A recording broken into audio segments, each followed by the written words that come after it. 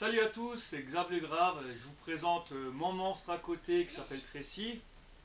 Attention, ne faites pas la même bêtise que moi. Faites pas d'enfant, ça craint. Non, je rigole. Je rigole. J'aime ma petite fille. Donc, comme je vous l'ai dit pour ma nouvelle vidéo de ma chaîne YouTube, je vais parler un peu de ma collection de films d'horreur. Et je vais parler d'un éditeur qui avait lancé le cinéma déviant en France avant même Uncut Movies. Pour ceux qui le connaissaient, on va même pas passer tout de suite au format DVD ou Blu-ray. On va revenir à de la bonne vieille VHS. Avec de la bonne vieille image dégueulasse. Hein. Et je vais vous parler de cet éditeur qui était à l'époque Axan Film, Axan Vidéo. Entre autres, a édité des films comme Necromantique. Je vais vous zoomer pour que vous voyez au moins les films. Voilà. Donc, cet éditeur, je l'ai connu via Mad Movies, des pubs à l'époque. C'était en quelle année 93, donc j'avais 14 ans, 93. Et je voyais des pochettes comme Necromantique, Combat Choc, des titres. Connaissons pas. J'ai attendu 1 ou 2 ans et j'ai commencé à me faire une petite collection Axan de films déviants. Donc je vais vous parler de la collection de VHS que j'ai d'Axan Movie, qui me tient à cœur, sachant que maintenant Axan, beaucoup de titres d'eux n'existent moins. Ils sont durs à trouver, très très durs, et à des prix abusés. Mais après, c'est l'objet, c'est rare, ça se trouve plus au coin de rue.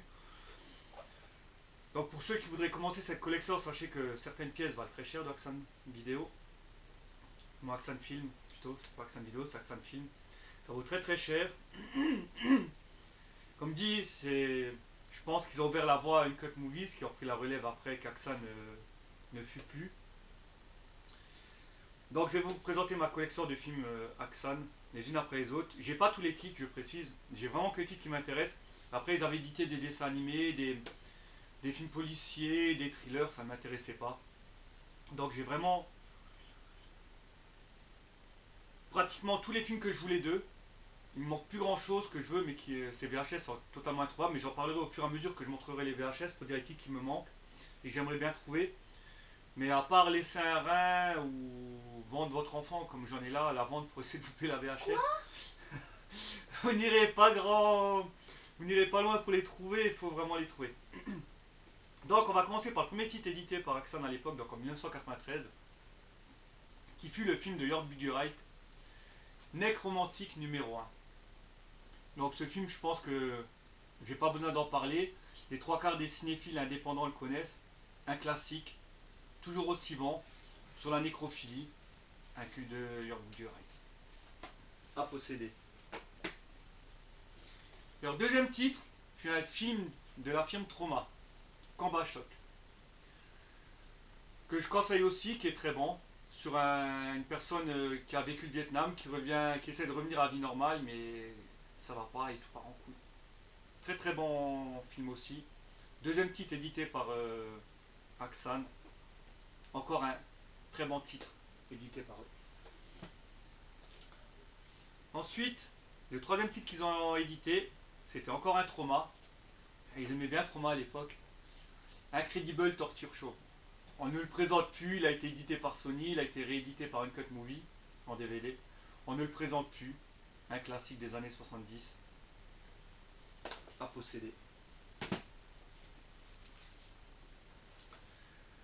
Le quatrième film qu'ils ont édité, c'était une série de courts-métrages fait par Richard Kern, à savoir la compilation Hardcore numéro 1. J'aime pas plus que ça. C'est à voir. C'est déviant, ça parle de tout et n'importe quoi. Donc,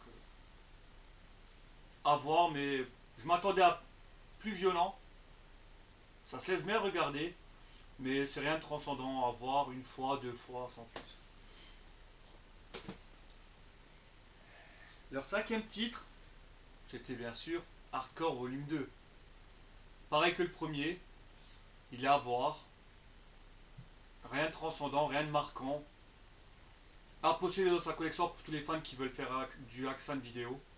À voir. C'est trash. Leur sixième titre, fut un de mes films préférés, qui a été édité aussi après en DVD par Wildside, et je l'ai en double DVD collector. Santa Sangre, que je conseille, qui a beaucoup d'influence de Dario Argento dans les éclairages, les mouvements de caméra. Ce film, je le conseille pour ceux qui adorent le cinéma d'horreur italien. D'ailleurs, au passage, je remercie encore à l'époque, et je me rappelle encore aujourd'hui, c'était Patrick Lang qui m'avait échangé cette VHS ou vendu, je sais plus. Bref, je te remercie parce que c'est grâce à toi que je l'ai eu, cette VHS. Le septième titre édité par Axan fut Necromantic 2 de Jörg Buttgereit. La suite du chef-d'œuvre première partie. J'adore le premier, j'ai quand même une petite préférence pour le deuxième. Toujours aussi extrême, il a eu pas mal de problèmes de censure ce film. Je le conseille. Mais de toute façon, que ce soit tous les films de Jörg Buttgereit qui existent, je les ai aussi en DVD, en version européenne, donc je le conseille. Très bon film sur la nécrophilie, sur la nécrophilie, et je trouve qu'il est mieux développé que le Nécromantique 1, et beaucoup plus développé dans la folie de la femme qui pratique cela. Leur huitième titre fut, comme je suis métalleux, je l'ai déjà dit à plusieurs reprises, fut Rock'n'Roll Overdose, avec Gigi Allen, pour tous ceux qui connaissent. Groupe de punk trash, qui jetaient de la merde sur le sang public, qui pissaient sur les gens. Des cancers qui faisaient polémique, des cancers arrêtés à cause de sa folie. Il est mort il y a pas mal de temps, Gigi Allen. Donc je le conseille. Dommage, très court. Ça fait, en tout cas, c'est 1 heure, même pas, je dirais. Très court, mais très bon pour ceux qui aiment le punk. Le personnage de Gigi Allen, je le conseille. Mais elle est très dure à trouver, cette VHS. Encore les premiers, ça va, que je vous ai parlé. C'est trouvable encore, mais à partir de là, cette VHS commence à être assez compliquée à trouver. Le neuvième titre a été édité par Axan, fut le film Camp 731, alias Man Behind the Sun. Le film, dont tout le monde connaît, il n'y a plus rien à dire sur ce film, avec la mort du vrai chat, la vraie autopsie. J'en ai fait des repacks il existe 4 films de cette série, Axan n'avait que édité le premier. Donc, basé sur des histoires vraies établies par les expériences scientifiques faites par le camp 731. Un film de guerre, d'horreur à voir, et à avoir le cœur très accroché pour le voir, ce film. Ensuite, on passe au 16e film édité par Axan. Encore un film de Jörg Buttgereit, Le Roi des Morts. Où on a 7 histoires qui se déroulent sur 7 jours, où 7 gens mettent fin à leur jour. De manière tous plus atroces les unes que les autres. Un très bon film de Jörg Buttgereit encore, que j'adore, que j'ai aussi en DVD import, que je conseille. Il est court, il va droit au but, il n'y a pratiquement pas de dialogue. Le scénario il tient sur une feuille de papier, comme je vous dis, 7 jours, 7 morts différentes. Très bon, très bon.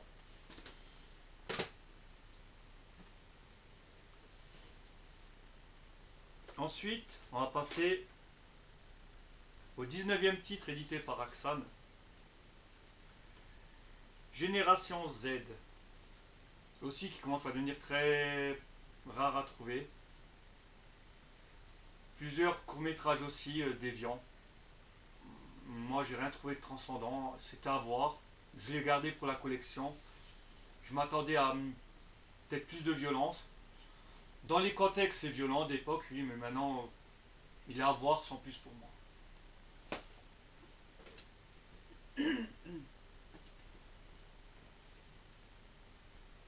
26e titre édité par Axan Video. Pour une fois, un film français, donc pas de sous-titrage français. Vibro Boy de Yann Kounen, le réalisateur de Doberman. Que dire sur ce film? Il n'y a plus rien à dire pour ceux qui l'ont vu. C'est fou, c'est dingue, c'est totalement hallucinant.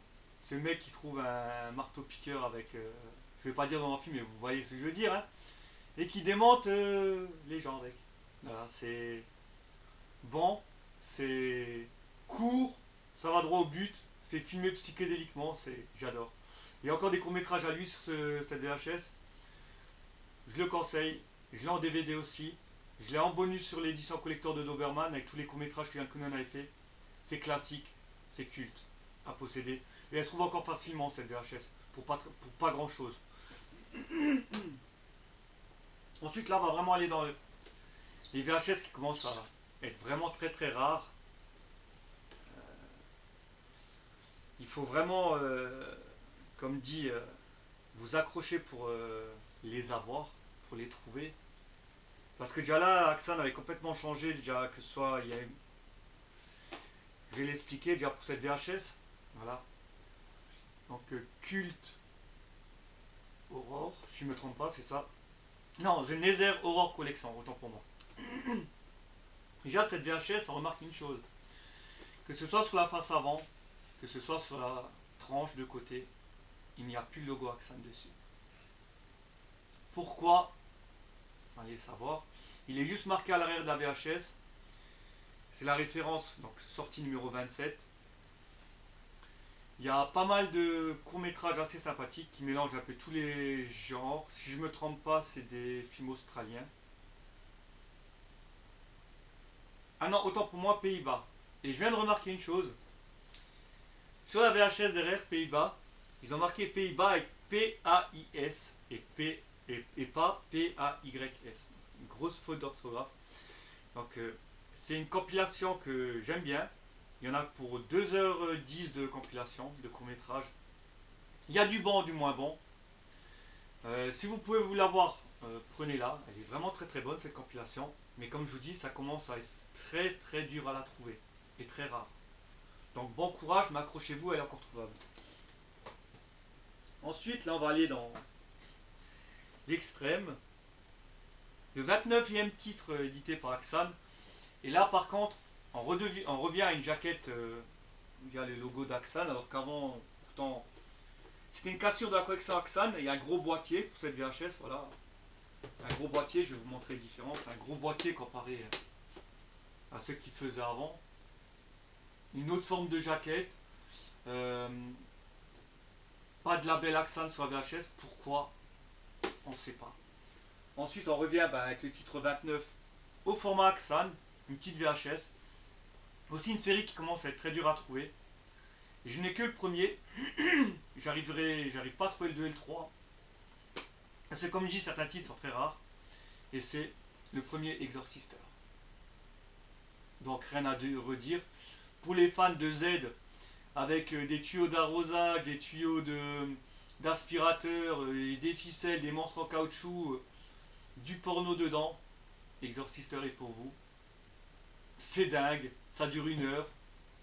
C'est n'importe nawak, c'est des effets spéciaux cheap à souhait. Faut le voir pour le croire. Faut le voir, c'est vraiment faut le voir. Mais comme je dis, je n'ai que le premier, le deuxième et le troisième, je les ai pas. J'aimerais bien me les trouver, parce que ça, j'aimerais bien voir la série des 3. Marie, qu'il y en a 4. De mémoire, je ne me trompe pas, il y en a 4. Le quatrième n'est jamais sorti chez nous. Mais j'aimerais bien l'avoir. Franchement, j'aimerais bien l'avoir ce film. Voilà, partie 2 et 3. Donc, bon courage si vous voulez les trouver. Bon courage à vous. Mais accrochez-vous. Moi, je ne lâche pas à faire pour me trouver encore le volume 2 et le 3. Donc, si quelqu'un voit cette vidéo, veut s'en séparer, les a, contactez-moi. Je suis prenant. On continue dans les bisseries japonais. Avec le titre numéro 37, édité par Axan, toujours. À savoir, ils ont aussi édité la partie 2 que je n'ai pas, malheureusement. Bon, c'est pas une priorité, si je peux l'avoir, je la prendrai. Si je la trouve pas, tant pis. C'est juste pour ma collection que je voudrais l'avoir. Comparé à Exorcister, oui, j'aimerais les avoir parce que c'est bien fondard, Exorcister. Donc c'est Playgirl numéro 1.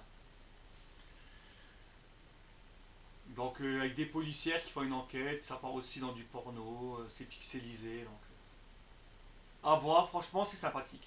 Mais c'est rien de transcendant comparé à Exorcister, pur Exorcister, mais à voir. Et pour la collection, oui, ça commence à être très rare à trouver. Bonne chance pour l'avoir, je vous le conseille. Si vous pouvez l'avoir, prenez-le. C'est une pièce à avoir dans sa collection. Ensuite, on passe. Et je crois que j'avais sauté parce que oui. Oui, j'ai fait une bêtise, bon, c'est pas grave. Parce que là, c'est 97, donc c'est la cassette numéro 37. Et là, je sais pas le numéro de la cassette parce que Axan, là aussi, avait commencé à changer leur numérotage des cassettes. Donc, je sais pas le numéro que c'est. Mais un de mes films aussi préférés. Oui, c'est pas grave, Tracy.